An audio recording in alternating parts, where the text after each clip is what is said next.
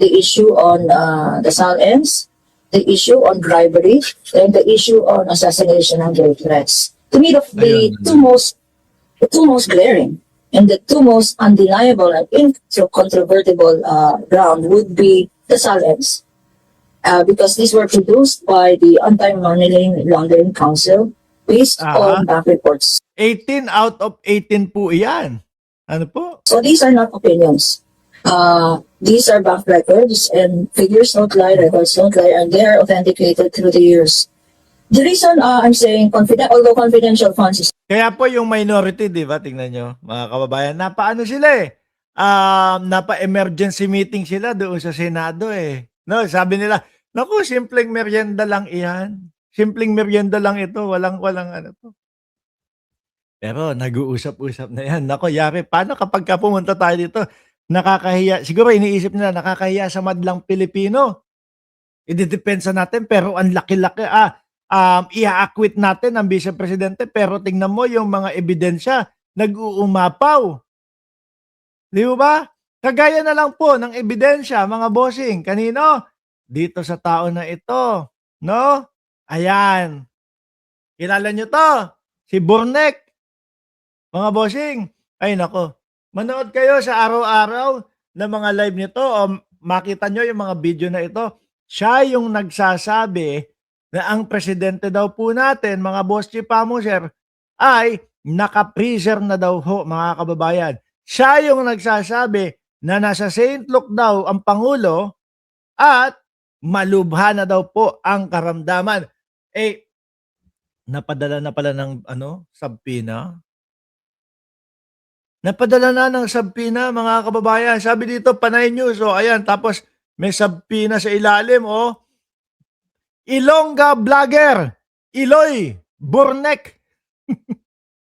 Receive subpoena from NBI confirmed by her counsel. Sabi dito, the counsel for Ilongga vlogger Iloy Burgis, Jinky Avellino, no, has received a subpoena from the National Bureau of Investigation.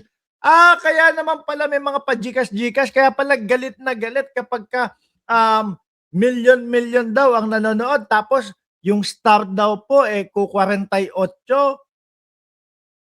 Na kailangan kapag ka nanonood ka sa kanya at DDS ka, kailangan 100 ang star na isa-send. Kaya pala banat before, palimos later. Online palimos na ang ginagawa. Ano po? Nagalit doon sa mga DDS. Sige kayo. Dami-dami ninyong nanonood, puro kayo tawa lang dito. Hindi kayo nagpapadala ng stars. Hindi kayo, wala man lang mga sharer. Kala ko sharer, yung taga-tanggal ng balahibo ng tupa. Sharer pala yun, taga-share nung kanyang live. Sabi ni I Love You Baby M, malungkot pag walang palipad. Correct. Sabi dito, the counsel for Ilongga vlogger Iloy Burgis has received a subpoena from the National Bureau of Investigation related to charges of spreading allegedly fake news about President Ferdinand Marcos' health. Burgis lawyer, attorney Kaiser Cordero and associate stated that Burgis respect NBI's action. Patay ka. Magsasama-sama kayo nila mabanta sa loob. And is committed to cooperating in the investigation. Yan ang maganda dyan. Ayun nga, meron nga, no? Tingnan natin dito. Ayun nga, oh. Ayun ang buong, nako. Taga Iloilo. Mga kababayan. Ayan, kompleto. NBI. Oh! Isa pa din to. Kapag ka nakulong to, masaya ako.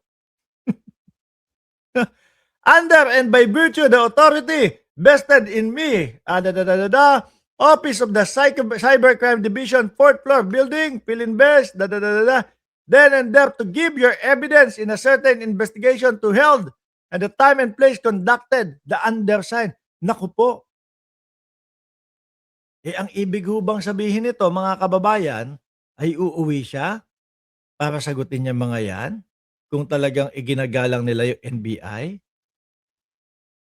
Baka pag umuwi ho, mga kababayan, mga boss chief amo, sir, baka ang daming sumalubong na mga kapwa natin Pilipino. Sabi dito nung law firm, Cordero and Associates, the law firm of Attorney Kaiser Cordero Associates, no? The law firm of Attorney Counsel and Miss Jinky Abilino, also known as Buges, confirmed that our client has received. Ang pinagmamalaki, pinagyayabang pa naman ni ni Bornek noon, mga kababayan. Ay, hindi nila ako matagpuan diyan sa address na 'yan. Kasi matagal na ako wala diyan. Ang hirap pala, hirap gayahin ng niya, pagsasalita niya. Gano'n din yung pinagyayabang ni Maharlika dati. Hindi naman po nila ako mapapadala ng subpoena kasi po matagal na ako hindi nakatira diyan. O mga nagtatago, 'di ba? Pero eto, confirmed that our client has received a subpoena dated April 27, 2026 from the NBI in connection with the complainant. Kaya kayong mga DDS, magpa-star na kayo kapag pumunta kayo doon sa live niya. Aba, sama-sama kayong bumabalat kay Presidente Marcos. Tapos ngayon, eto yung isang vlogger ninyo, malolongko. Wala man lang kayong pa-star, hindi nyo man lang dadamayan. Our client affirmed her respect for lawful processes and her willingness to fully cooperate. Uuwi ito kapag nirespeto nila itong subpoena ng NBI. Ang tanong, baka madaming pumuntang mga kapwa natin Pilipino at maghabla din. Di ba, Ma'am Lenlen de los Santos? Dahil madami nagsasabi, nanloloko daw ng tao itong si Bornek, mga kababayan. No? Ayan, no? Maganda ho ito, mga boss chief amo, sir. Tapos sasabihin na naman po ng mga DDS, sinisikil ang kanilang karapatang magpahayag. Kaso naman po yung pagpapahayag nila, puro fake news ho, mga kababayan. Diba? Bukas naka-live tayo, bandang alas 8 ng umaga po, alas 9 ng umaga, mga boss chief amo, sir, at titingin tayo ng mga update na mga pangyayari sa political. Sa ngayon po, magpapaalam muna ako. No, maraming salamat sa mga nagstay dito sa ating live at maraming salamat doon sa, alam nyo kasi mas madami yung nanonood doon sa replay. Mga kababayan, maraming salamat din doon sa team replay. Huwag nyo pong kalimutan, pindutin yung like, subscribe, and share.